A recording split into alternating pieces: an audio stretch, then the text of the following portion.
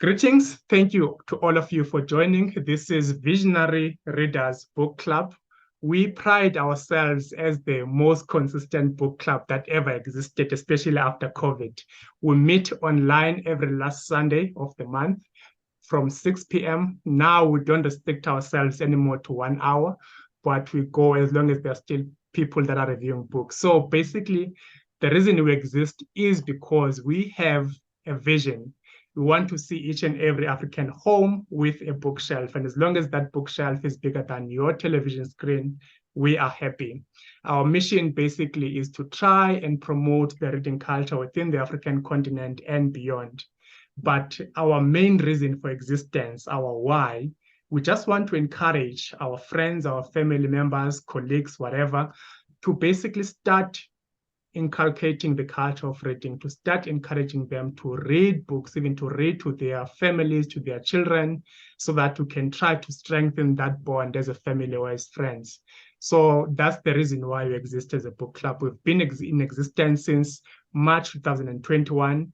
We have a podcast where each and every meeting where we meet, we record them and then we edit and then put those recordings in our podcast, like this meeting.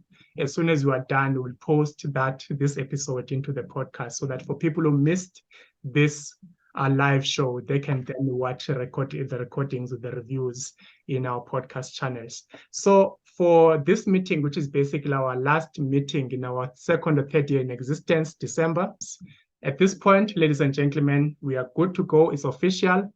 Welcome once again to all of you. Thanks for joining, specifically for our book reviewers.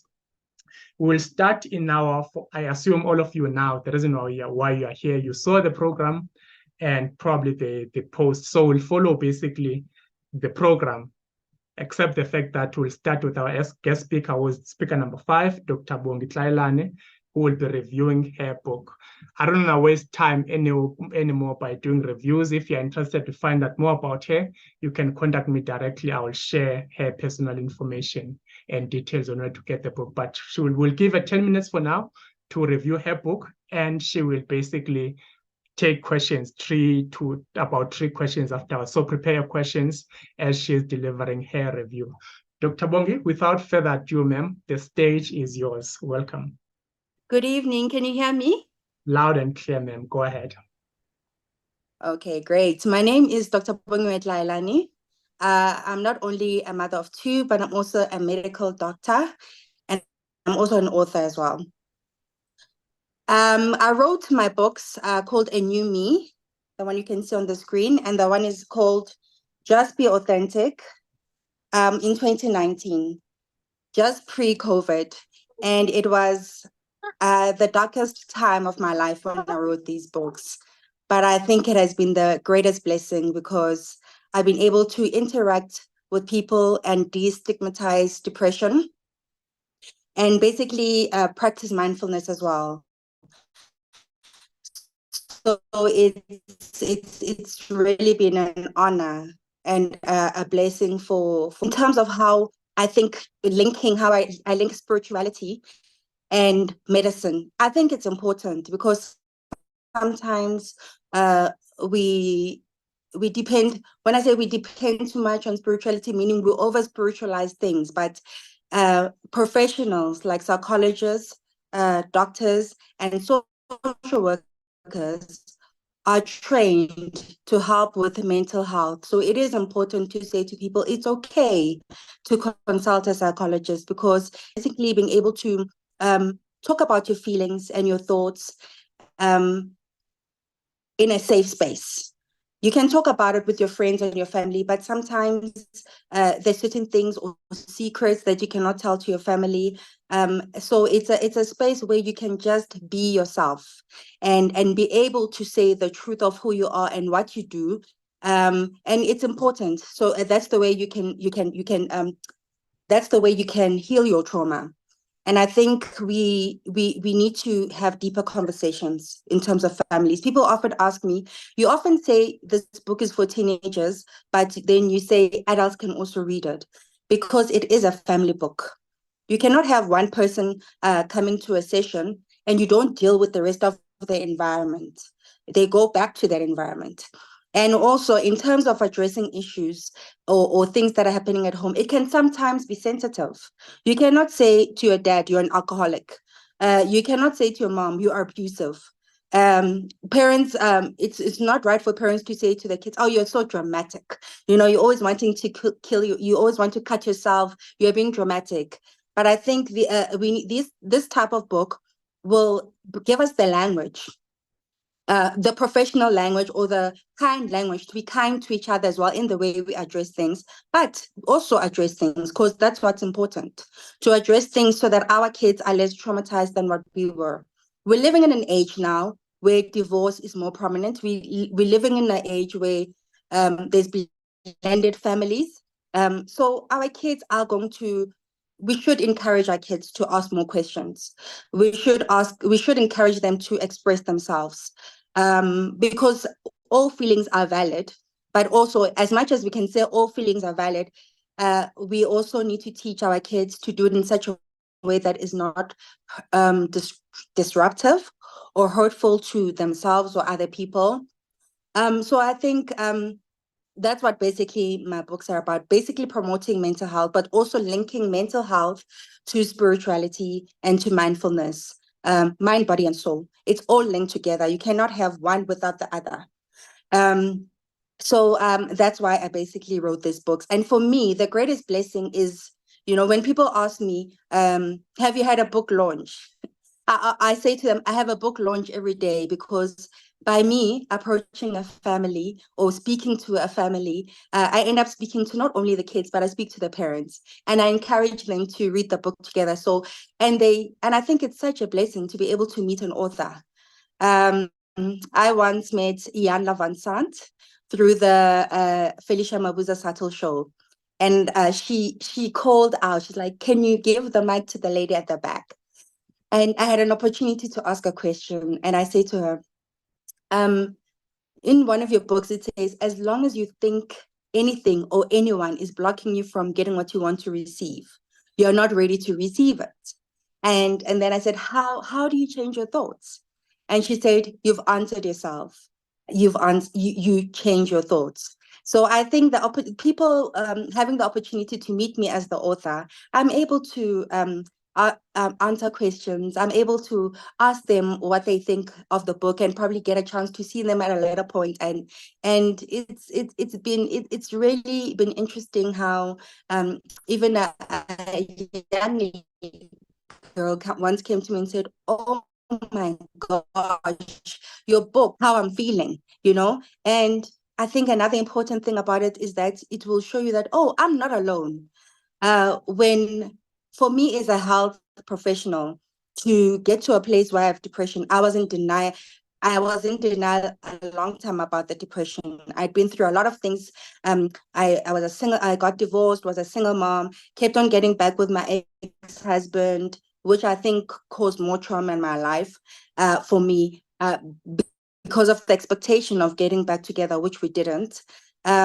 Increased financial responsibilities, and increased responsibilities of being the man of the house, and raising a boy and raising a daughter. And some of the decisions I had to make sure that my kids feel safe, feel heard, and are supported in the transition of the divorce. So I think this book also healed me. I think being able to also read some of the things I wrote, I also look back and I say, that one must have been God. It must have been like divinely written, because, I can't even believe I could write that. But I think the reason why I call this book Just Be Authentic, it was like the first chapter, Just Be Authentic. Even younger children are able to read it, from 10 years and younger. And then A New Me is more obviously detailed, with 40 lessons about everything about life, and including mental health. And that's from 13 years old and adults. So, and to be honest enough and to be raw enough is what I feel is going to touch my audience, or allow people to say it's okay not to be okay. And I am a work in progress, but it's important to build yourself. With whatever crutches you use, it's important to build yourself. It's important to have a relationship with God. For me, I feel there's no safer place to be than in the presence of God. So for me, praise and worship is very important.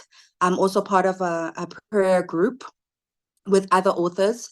And I think it's important because the Bible says we're two or more gathered, there's power in that.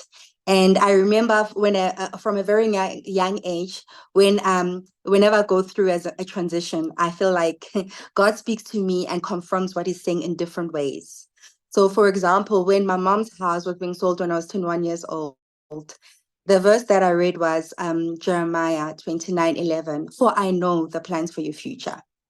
And when we went to church with my family, then that time I was staying with them Keezers who took care of me after my mom passed away. We went to church and I saw behind the chair, I know the plans for your future. And then another lady came to the house to visit and she was reading from the Bible and she read, I know the plans for your future. And then I saw it on a billboard about a week later. I know the plans for your future. And for me, that brought a lot of comfort that our lives are in God's hands. He is in control.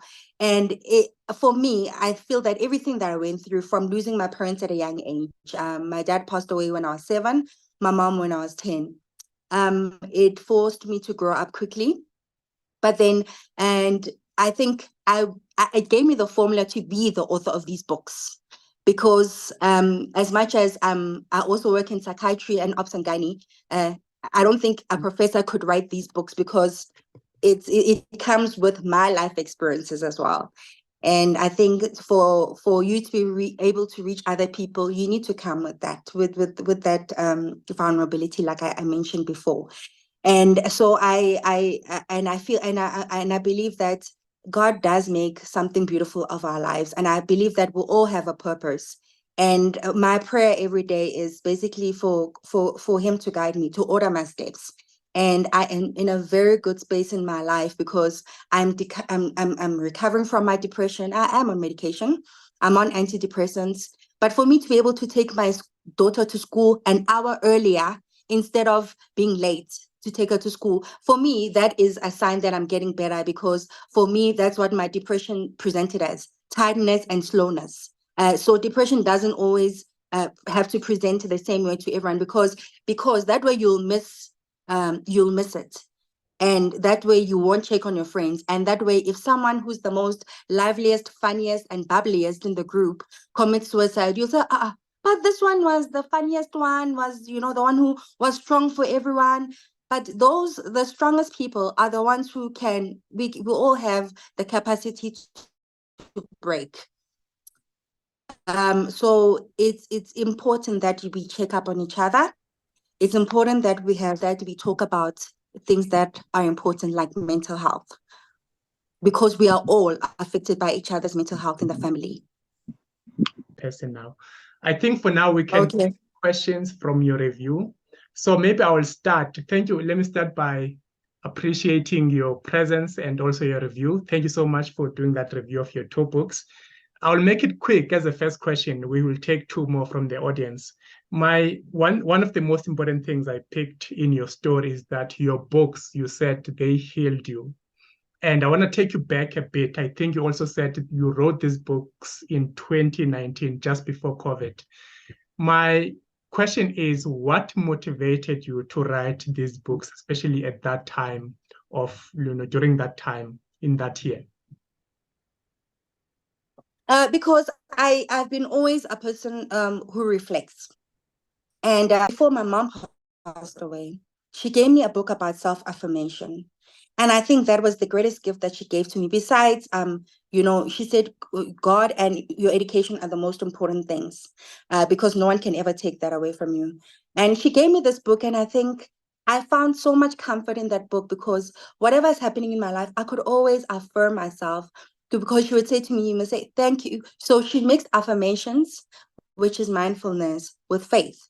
Because she would say to me, I mustn't just say, I am beautiful, or I am great, or I'm smart, or I'm capable. Thank you, God, that I am smart. Thank you, God, that I'm capable. So I've been affirming for a long time. And at that time, when I was going through the depression, I had to pick myself up. I had to pick myself up. Okay, Doc, I think in the interest of Yeah. time, I think we're halfway through the meeting. Yeah. So I think for Yeah. now, if anyone has got a question for you, they can just write in the chat and then you can continue the conversation from there. I want us to also, Okay. all the other reviewers, get the time to review their own books. Without further Yes. ado, Okay. ladies and gentlemen, let's allow our second reviewer, who is first in the program, Benelu, who is going to review her own book called The Art of Learning Anew. I saw her, she joined. So, ma'am, if you can take the stage and start your review, over to you. Thank you so much. Thank you so much to the whole team and good evening. I'm Nomsa Matonzi. When I do my 9 to 5, I'm a dentist by profession. I'm a soldier. I'm a mother. I'm also a self-taught artist and an art therapist. So what Dr. Bongi was talking about, it really sits very closely to my heart. I'm also an author of 4 books, one of which is the one that I'm going to review today. In the creative space, I'm known as Benelu, and that represents all the people I've loved and lost. So it's also quite close to me. The subheading of my book, I don't know if it's going to be quite visible to everyone who's watching. It's titled The Art of Learning Anew. And if I can be given an opportunity to read the blurb, because it summarizes everything that is in the book. It says, as human beings, we seem to have forgotten who we are and who we once were. We are slowly eroding the essence of humanity. The African concept of Ubuntu, which was once our guiding light, is slowly fading away. Ubuntu stands for humaneness, compassion, dignity, unity, love, inner goodness, peace, love and respect for self and those around us, love and respect for nature, and utter respect for the higher being, however you define him as. This book's mandate is to take us back, right back to the life lessons we missed. Importantly, to relearn the lessons we already know and we've already learned, but over time, discarded, discounted, and dismissed, and allowed them to stagnate and lie dormant.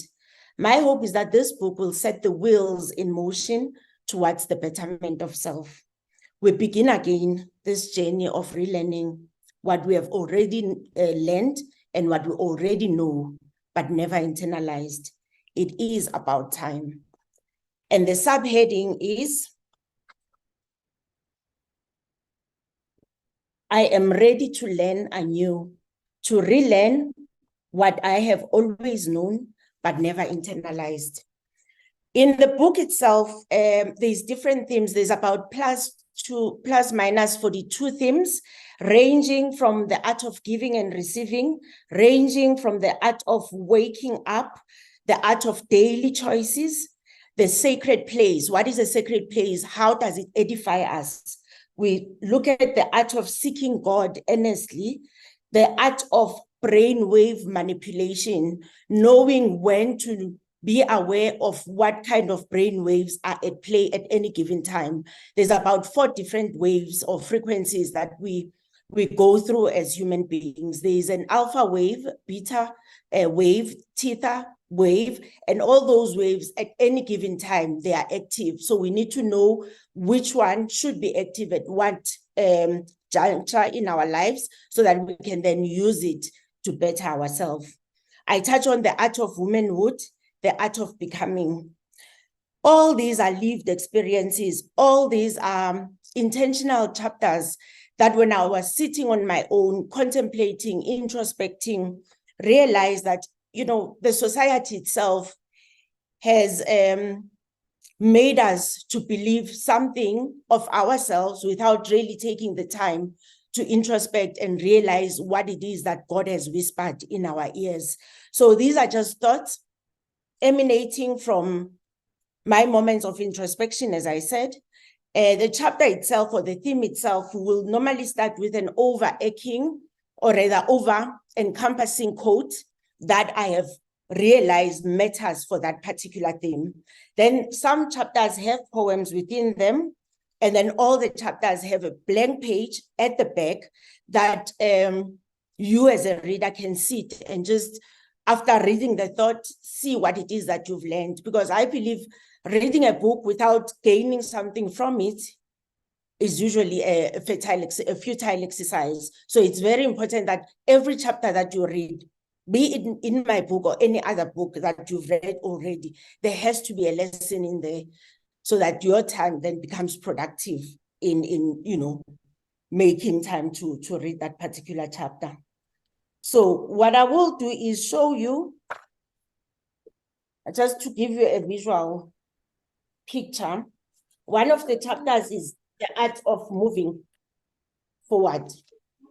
And in it, there's a quote, which all the quotes I've named as what I have learned. So in this particular one, the art of moving forward, what I have learned is that the road less traveled is the exact road that leads to renewal, to growth, to your ultimate contentment and peace. And within it, I talk about the provincial crossroad of our lives, where the paths intersect and we are forced to choose. When we choose, we can choose to either go left or right, move forward or turn back. But we cannot remain where we are. We have to forge ahead. And in forging ahead, we realize a certain aspect of ourselves that we did not know exists. The other one that I love a lot is the art of breathing.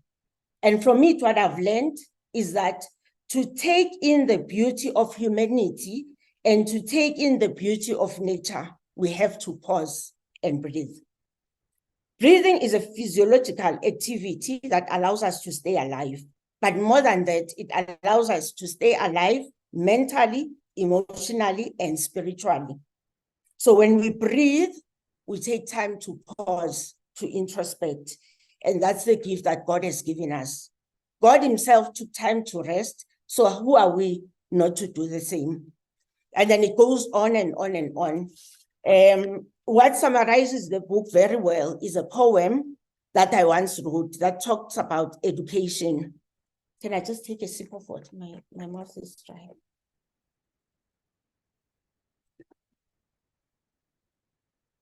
So education, let it be an enlightening experience rather than an enslavement of self. Let it broaden rather than limit the mind. Let it be the beginning of exploration rather than the culmination of ignorance.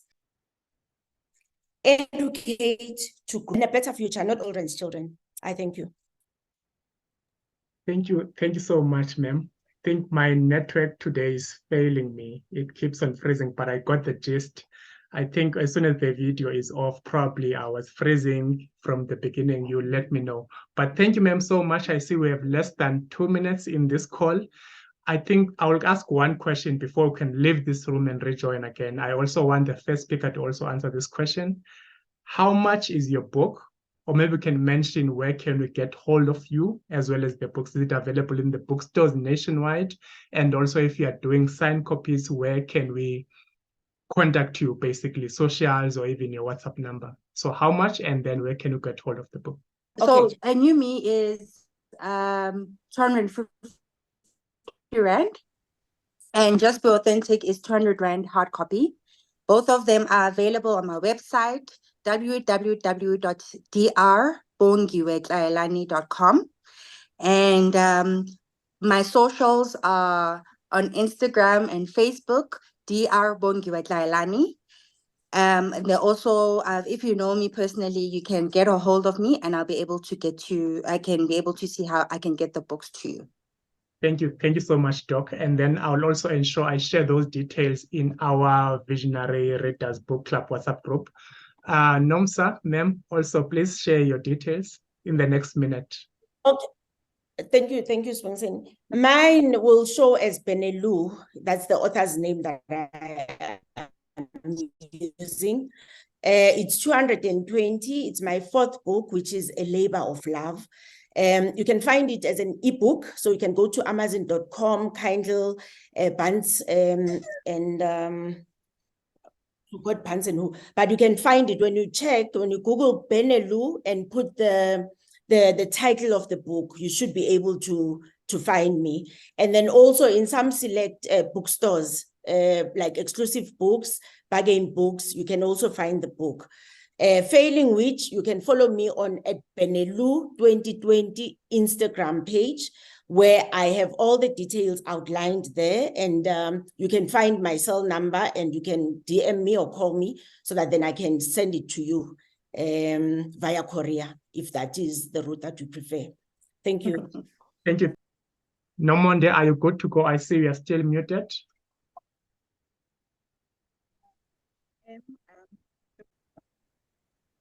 Okay, evening, everyone. My name is Nomfundo. This is my icebreaker today on book reviewing. The book I'm reviewing is Outwitting the Devil, The Secret to Freedom and Success by Napoleon Hill. In this book, Napoleon Hill is saying the devil explains that the greatest tool he uses to win people is fear in order to gain the 98% of the world, where 2% is in his opposition. The devil sits in our minds and makes tricks to destroy our good side. The mindset of humans is divided in pride by God, the opposition of the devil, and the bad side is occupied by the devil himself. The only control the devil has is when people allow him into their minds. The devil induces the owner of the mind to drift for him to gain control. Once the devil is allowed into your mind, he will make you drift, make you lazy to think. He will create irrelevances to your mind.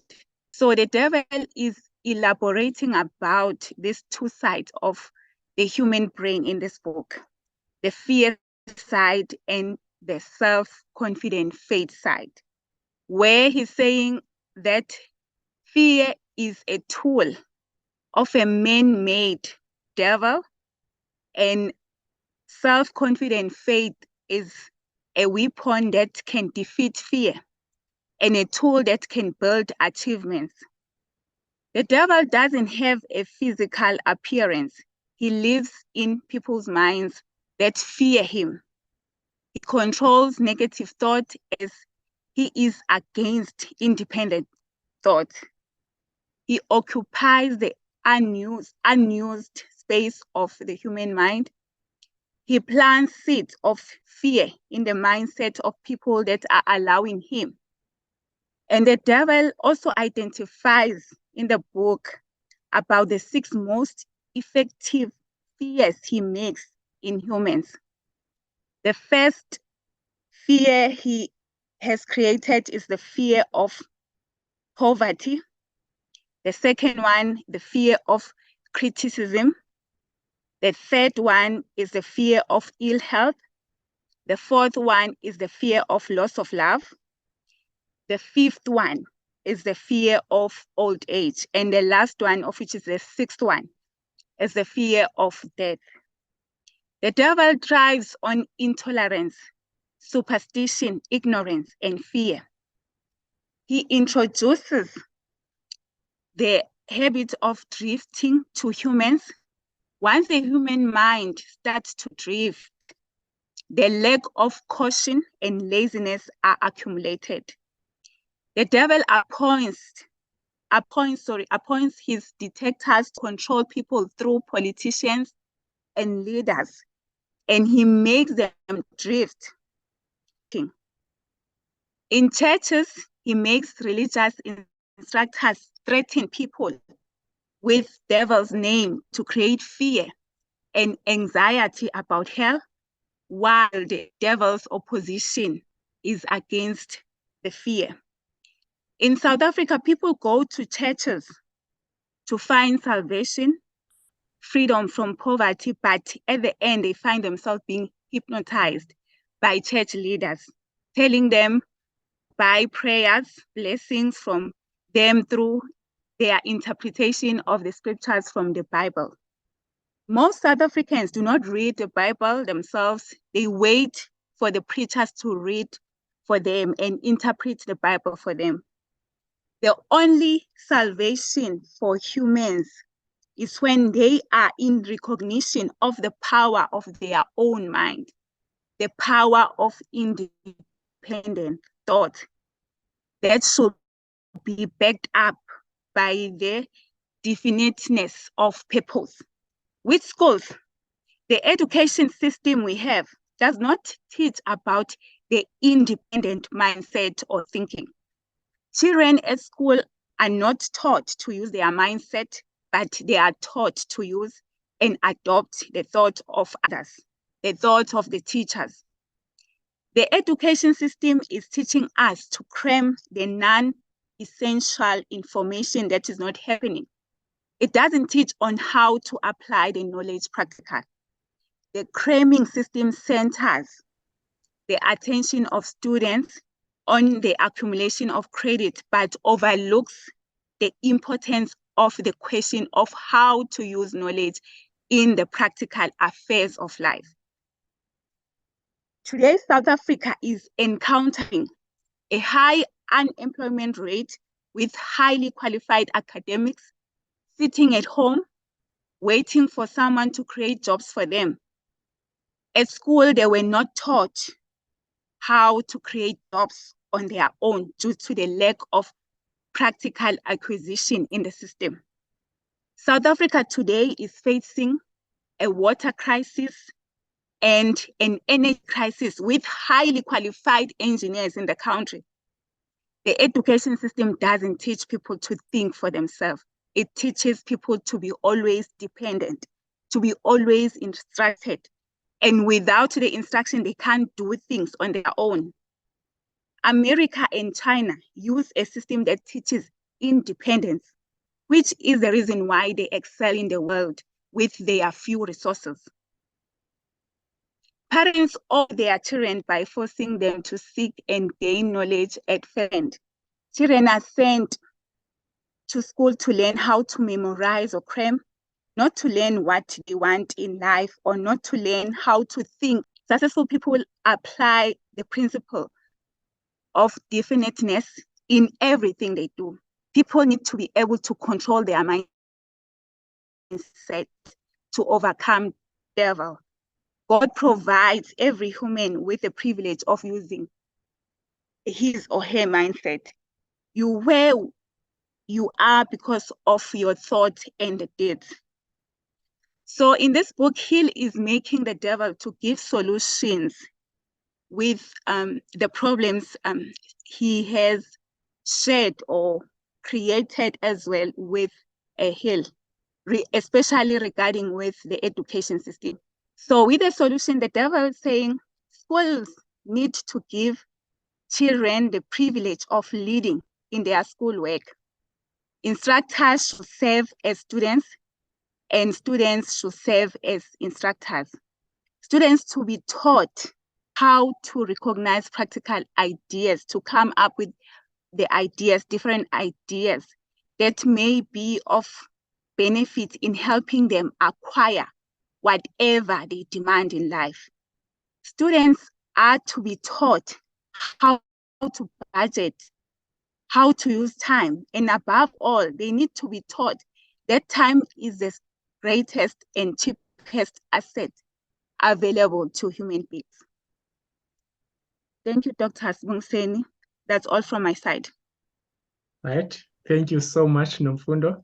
I am sure especially after mentioning those 6 things from the devil, I forgot now, people might be curious about asking some questions regarding your review.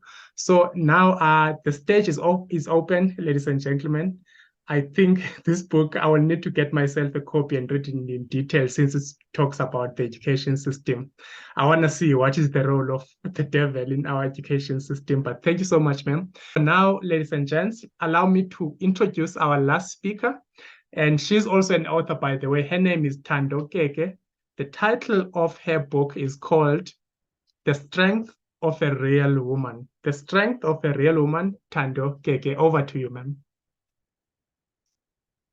Hey everyone, I'm Thando. Lovely to meet you. Just to tell you a little bit about myself, I'm a resiliency and creativity life coach, and I also I work with people across the countries around the world, and I help them learn how to find the unity in the things that divide us. That being said, I have written this book called The Strength of a Real Woman. This book is available on etc. But just to tell you a little bit about the book, I wrote this book while I myself was in Southeast Asia for the past 7 years. And I was on a journey to understand who am I as a person and why am I?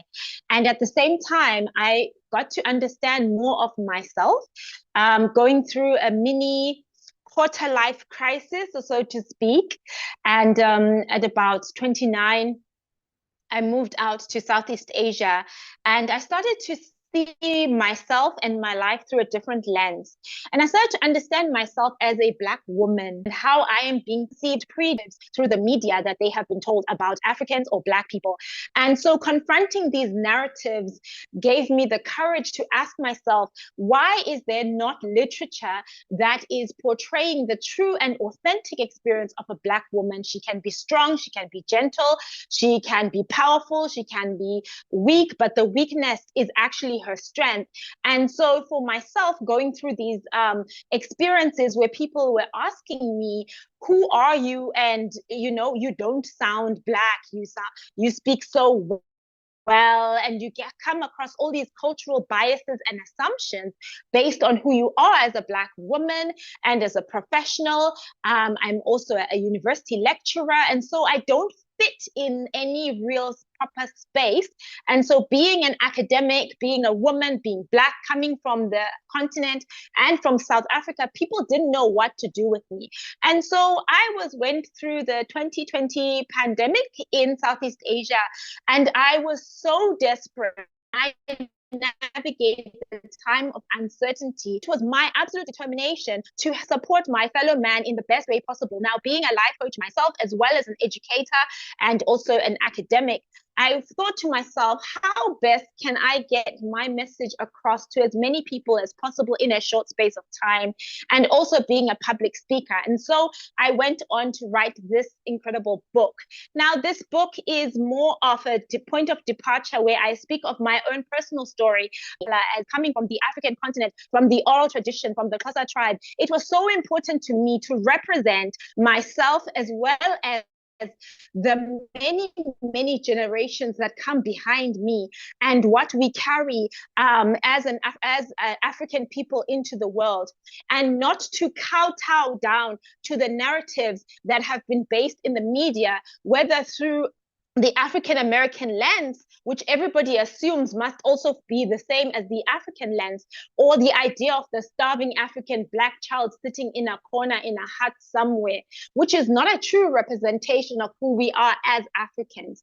And this urgency in my spirit, seeing how I was misunderstood by so many people coming at me with some very, very intense and painful, hateful assumptions, and treating me and facing some discrimination that had come at an unprecedented level, being in a context in which I was the foreign object and people wanted to know how to control and contain me, and being a powerful, loud, beautiful, a strong African Black woman representing the continent in the Asian context at that time, it was of absolute critical importance for me to tell the story, to bring the unheard stories to the forefront, to not have the narrative of an African woman or African person be told by other people to me, or me being silenced based on people's assumptions that they choose to assert about me based on things that they've heard or experiences that they've had, and to actually occupy a space of agency as an African and as a Black woman in this space, knowing that I am privileged and a professional who does not fit into the general idea of, we thought all the Africans were riding lions, tigers, and bears in their backyard, and I must be riding a giraffe to school. And yet here I am talking, being able to communicate. Here I am, someone who is highly educated, who just does not fit that idea, and people not quite knowing what to do with that. And so that came this offering of this book. And it is a gratitude book. It is a healing tool book. It is a coach yourself DIY book. It is my story, but it's also your story. And throughout the book, I invite the reader to unpack for themselves, what does it look like for them to go through healing, to understand how to navigate times of uncertainty, and to find gratitude in and within and without of their circumstances. And so we ask ourselves the questions that in the midst of the greatest suffering that people have been through in my particular generation, when it came to the 2020 pandemic and the ramifications throughout the world that we have all faced, and the fact that we are now navigating a space in which we have to create for ourselves a new normal. Are we privileged to then occupy a space of the traumatized, hide in the corner individual? Or is this now the opportunity for us to rise up with empathy for ourselves and in our resilience, and with appreciation for our wounds and the pain that we have been through, and to find love and love for self, that we would be able to give love to another? And it is from that place that we can truly heal, whether as an individual, and then also as a family, as a nation, as people groups. And being from the African continent, being from South Africa, having grown up here, having been in the space of a rainbow nation, going outside of the continent to encounter people from different races and backgrounds and cultures, and then learning how to actually occupy and find my own voice in those spaces, and then also to portray that voice. This is that book that we as African Black women will not be silent. We will not have our narratives told by Western media. We will not have our narratives told by Hollywood. We will write and occupy the space that has been created for us, because we come from a very rich African oral history, and it has always been our mandate as to be preoccupied with, now, as much as the stories have been passed down from grandmothers to grandchildren, it is now for us as the cultural bearers of this generation to write down the stories and to capture them, so that we are able to give these stories to the next generation. And so I wrote this book to the children that I don't even know yet, those that are in my future somewhere, wherever down the line, that they will have a legacy to walk into, that they will say, when I am navigating times of uncertainty and pain, what does it look like? Did my future mother, being me, then was she somebody who was bowed down to the powers that be, or was she somebody who allowed herself to go through a journey of healing, which would then allow her to build the resiliency to empower others to be empowered to walk in the fullness of who they have been created to be. And this, ladies and gentlemen, is my message today. Will you choose gratitude in the face of pain, in the face of trauma, in the face of struggle, or will you choose to be a victim of your circumstances, as the African Black child has been many, many times socialized into the victimhood based on slavery and colonization, which has occupied this continent for many, many centuries. It is now up to us to say, yes, this narrative and this colonization and this past apartheid did happen to us, and yet now we stand within a moment of history where we can change the story. What will we do? Will we look back and cry and be victims of the past, or will we acknowledge our past, take from it the lessons that we can learn, and build and create with agency and power and urgency a future for this country? Because it is not for us to cry about ESCOM and all these load shedding and things that are happening, because those are circumstances that are being enacted upon us. But the question is now, what agency do we have to change the narrative? And how can we change the narrative? By occupying a space of agency, by saying, I am the only one who can control how I react to this. I have the power to change the story for the next generation. It is my absolute honor and privilege to then be able to create that space for others and to create a powerful, short, simple, impactful healing and coaching toolbook and toolkit for people to work through themselves, because I cannot be everywhere and I cannot speak everywhere and I cannot coach everyone, but you can walk through this journey. And I believe that this book, The Strength of a Real Woman, will be a life companion for many, many people. Whether you are a man or you are a woman, it is a strength of a real woman because I am one and because it was written from my perspective. But do not let that fool you by the title. Let it not mislead you to think that this book is only exclusively for women. Yes, women can be impacted by it, but I truly and truly believe, and I've seen it many times in book launches and reviews, that men have benefited just as much to understand their women and to understand themselves. And so these tools are practical. This is real life. This is not a woman who has been through the perfect story of life. There are many challenges that I have overcome, and I have decided that I will be the voice. And not only will I be a voice, but I will empower those who have been voiceless and rendered voiceless by circumstances, by society, by media, and by history, because we will no longer be silent. And when you find your voice, you will never shut up. And so on that note, I will now cede the floor. Thank you. It sounded as if you have founded your voice and you're going to continue and not shutting up. Thank you so much, KK. I appreciate your passion, your enthusiasm.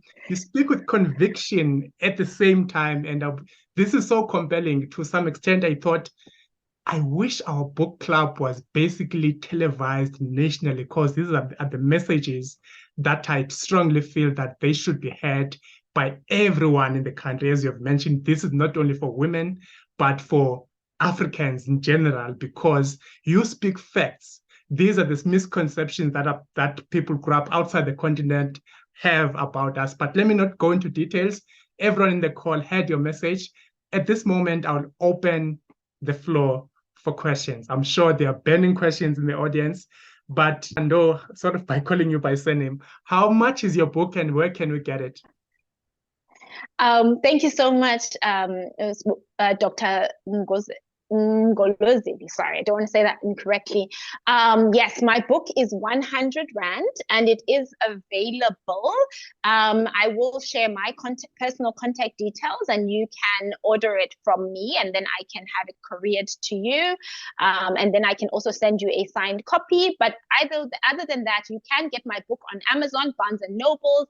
It is available on Apple Books. It is available wherever you can find an ebook. It is all over the internet. internet. But also, if you would like a personalized signed copy, you can contact me for my personal details, and I can give you my WhatsApp number, and I can sign a personalized copy for you and write an inspirational note of encouragement, and also then post it to you.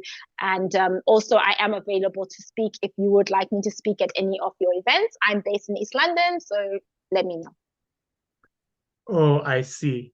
Okay, I see one question in the chat. Maybe I'll read it for you, Tando, to see and also respond. It says, the book is titled The Strength of a Real Woman. My questions are, number one, what is the definition of a real woman? These are higher grade questions. Mbali, please be.